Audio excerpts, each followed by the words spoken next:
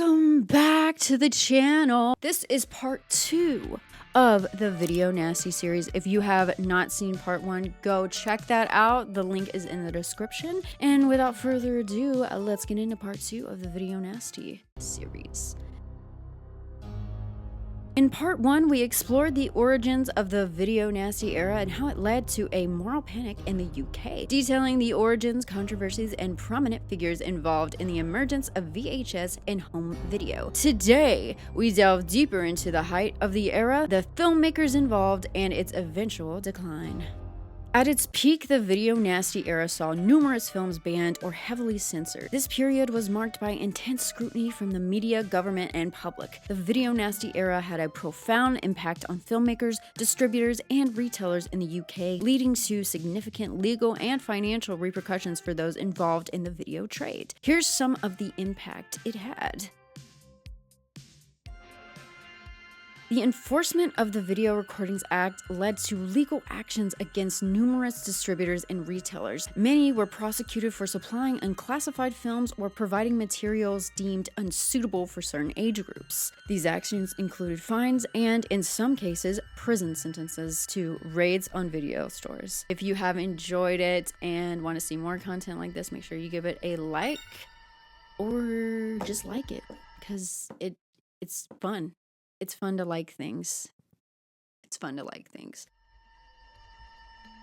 Law enforcement agencies conducted raids on video stores across the UK, seizing tapes that were either unclassified or deemed to be obscene. These raids created an atmosphere of fear and uncertainty among retailers, many of whom were unsure about the legality of the films they were renting or selling.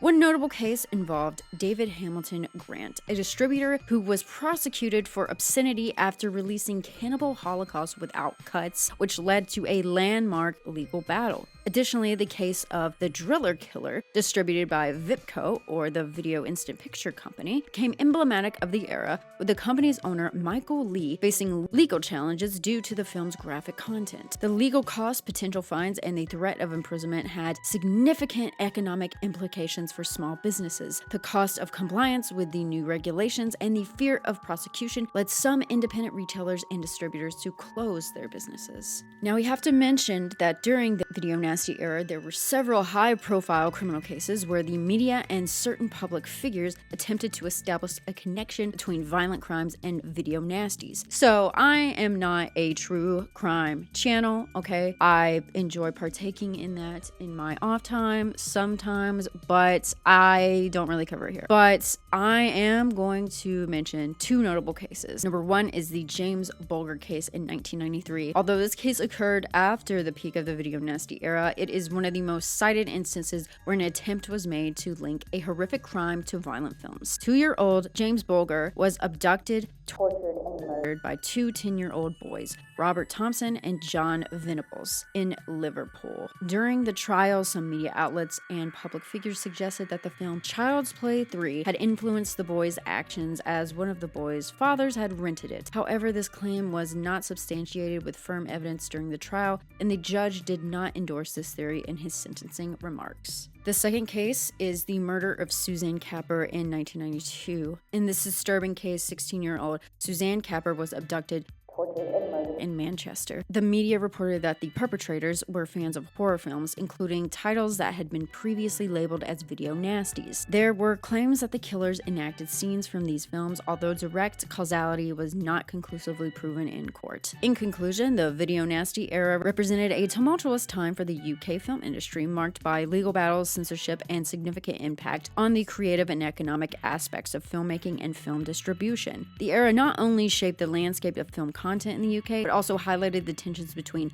artistic freedom, commercial interests, and regulatory oversight. Many filmmakers faced censorship, while the home video market was forever changed. Directors and producers saw their work subjected to extensive cuts or outright bans, affecting their artistic expression and financial returns. For instance, Wes Craven's The Last House on the Left and Sam Raimi's The Evil Dead faced significant censorship, which limited their distribution and viewership in the UK. The stringent enforcement of the Video Recordings Act and the resulting legal battles had a chilling effect impact on the industry. Many filmmakers and distributors became cautious, leading to self-censorship and a reluctance to explore controversial themes. Sam Raimi elaborated on his views towards the video nasties on a British TV show called Central Weekend. When asked if he let his children watch his horror movies or something like his horror films, Raimi stated, "I would rather that they watched horror movies, free society where they have the ability to watch those horror movies, rather than in a society where censorship or a group of people is determining for me what I can and cannot show my children." I'd suggest you watch that interview as it is available on YouTube, but I will give you a warning. Many of the other side's arguments do not have sound reasoning, in my opinion, and are kind of ridiculous.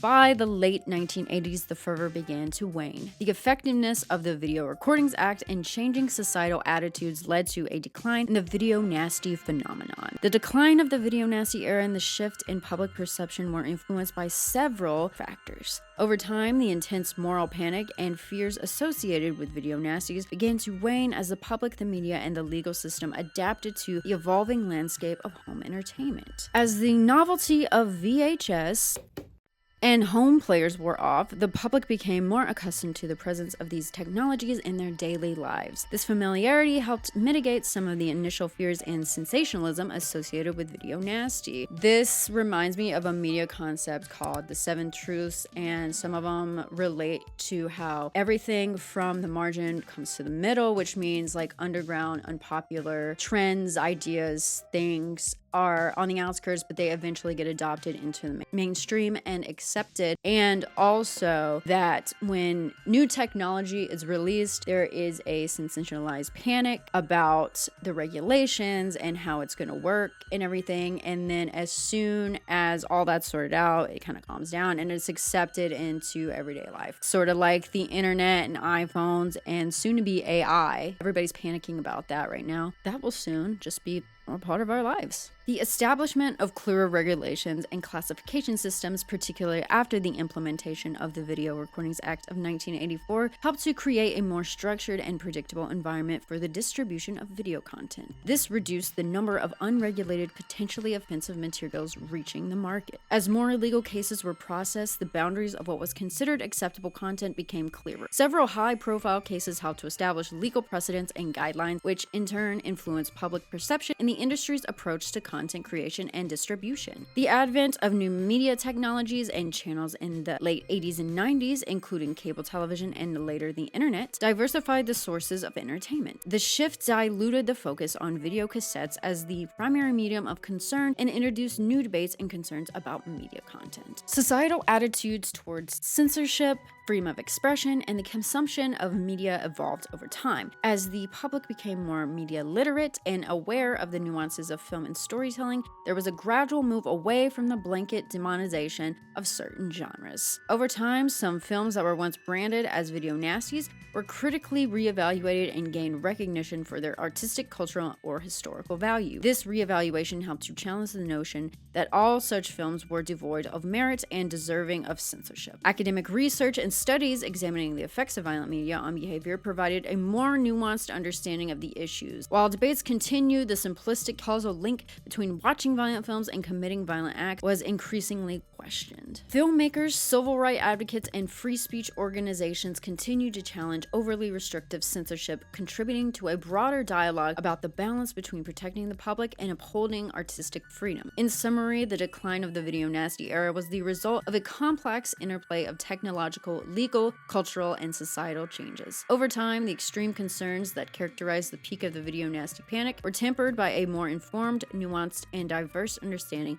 of media consumption and its implications. Though the video nasty era ended, its legacy continues. It sparked debate on censorship, freedom of expression, and the influence of media on society. Its influence served to refine legislation in aspects less concentrated on censorship. For example, the BBFC saw its role significantly reinforced in the wake of the video nasty controversy. The era underscored the need for a more robust and systematic approach to classifying and regulating promoting films, leading to the BBFC adopting more detailed and transparent criteria for film classification. The BBFC refined its classification categories and guidelines to address what concerns highlighted during the video nasty era, providing clearer definitions of what content was appropriate for different age groups. Instead of outright banning films, the emphasis was placed on providing clear content warnings and age-specific classifications, empowering viewers to make informed choices. This helped to standardize the classification process and make it more transparent for filmmakers, distributors, and the public. While the Video Recordings Act of 1984 was a flawed legislation, it did aid in establishing a legal framework and marks a significant shift in the regulatory landscape, bringing home video content under similar scrutiny as cinema releases. Additionally, public and media debates around video nasties heightened awareness of issues related to film content, classification, and censorship. This increased awareness influenced consumer expectations and the industry's approach to content creation, with filmmakers and distributors becoming more mindful of potential regulatory and public reactions to their work. As media technology evolved, particularly with the advent of the internet and digital distribution, the UK's approach to film and media regulation had to adapt. The lessons learned during the video nasty era influenced how regulators approach new challenges, balancing the freedom of expression with the need to protect vulnerable audiences. The UK's handling of the video nasty era and its aftermath also provided case studies and benchmarks for other countries grappling with similar issues, influencing international debates and policies on media regulation and censorship. The legacy of the video nasty era continues to inform ongoing debates about censorship, media influence, and the balance between artistic freedom and societal protection. It serves as a historical reference point for discussions about how to effectively regulate content in a rapidly changing media landscape. Rule of thumb: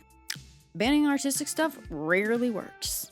The video nasty era remains a pivotal moment in UK film history, reflecting the tensions between artistic freedom and societal values. As we look back, it's clear that the films and the controversies they sparked have left an indelible mark on cinema and culture. Thank you for joining me on this exploration of the video nasty era. Thank you so much for watching. Stay safe, and I'll see you in the next video. Bye! Don't forget... Ooh, is it not focusing? Have I been out of focus for this entire thing? I am going to scream. Okay.